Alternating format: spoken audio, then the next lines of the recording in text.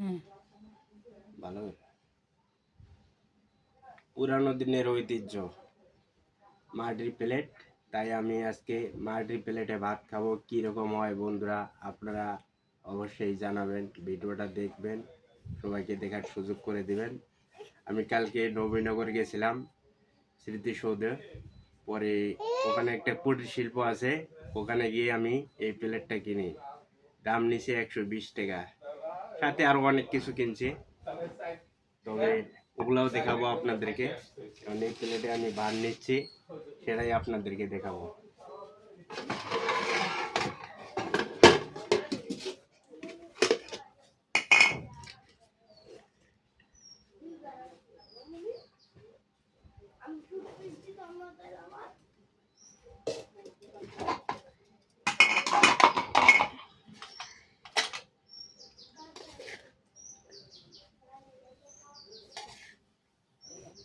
শিং মাছ আর বেগুন চচ্চড়ি করছে,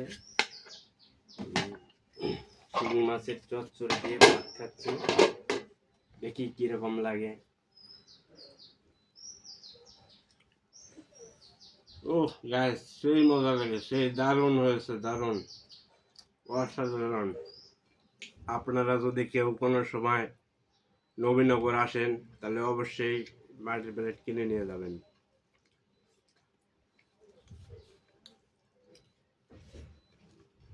ও কি করে বোঝাবো, আমি কোনো ভাষা পাইতেছি না, অনেক ভালো লাগতেছে। ভিডিওটা ভালো লাগলে সবাই বেশি বেশি লাইক করবেন, আমার পেজটিকে ফলো দিবেন।